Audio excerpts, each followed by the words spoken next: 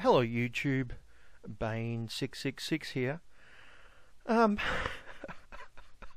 gotta say that was a very interesting experience. I just had an off-air chat with AronRa for I think about an hour and a half, something like that. It seemed like about an hour and a half.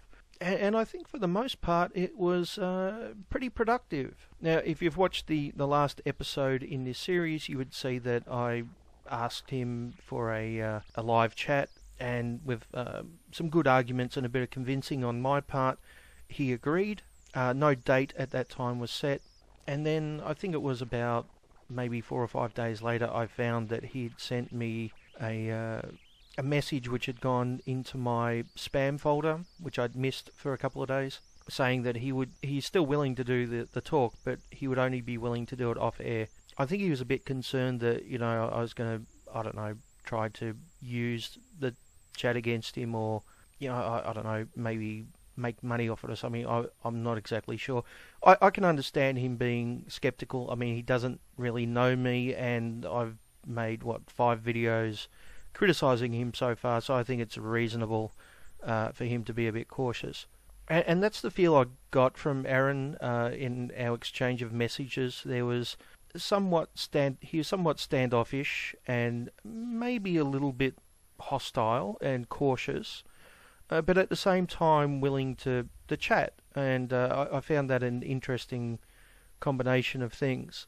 And that's what I found when we first started our conversation today. He did seem fairly standoffish at the start, and he did get worked up once or twice, which was interesting. But by the end of it, we had come to some kind of understanding, and were, laughing and getting along like we're old friends. Like I said, it's been a very interesting day. I think at sometimes during the conversation it was very productive. We listened to each other's points. We agreed on a lot of things. We may have disagreed on some things, but they weren't major. The one thing that really we couldn't agree on and get anywhere with was the MRAs or a hate movement thing. And that really came down to semantics, I think pretty much on both our behalf. And that was the one thing that we really couldn't, find common ground or budge on. So we kind of had to agree to disagree. But it was interesting to see how the conversation progressed from one which was very cautious and, like I said, standoffish, and at times maybe a little heated. I think at one point I said to Aaron, we're both getting a bit excited and we need to calm down. And he said, well, I am. You're perfectly calm. Which I thought was quite amusing. But we did listen to each other, and we did acknowledge each other when we made good points, and I think it was very productive. And he wants to do another one with me. So, this is all positive stuff. So, for the time being, I'm not doing any more videos in this series. I'm hoping AronRa won't make any more statements about the men's rights movement, which I have to then respond to. And I basically said that to him, as long as you don't come out with any more statements that I don't have to respond to, I won't be making response videos. But if he does, I will. It's really that simple.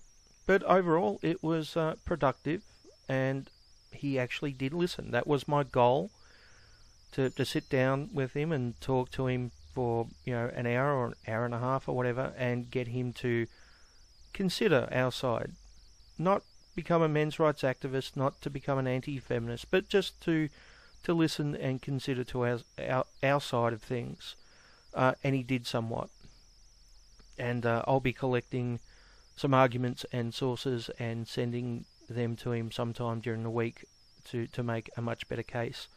Because the one problem with these conversations is person A will say something, and then person B will respond with, well, here's example X, but you don't have the citation in front of you to actually show the evidence for example X.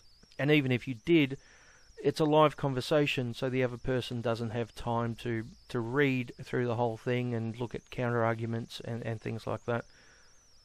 So although conversations like this can be a good starting point, I do think that more nuanced arguments with citations and evidence, which can be looked at over time, is much better.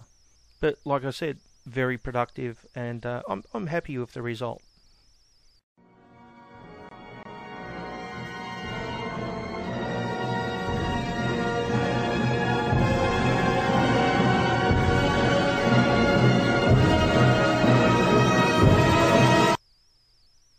Oh, and by the way, thanks, Aaron, for taking the time to talk to me. I know you didn't have to, but the fact that you did and you actually listened, I think should be acknowledged. So, good on you, Aaron.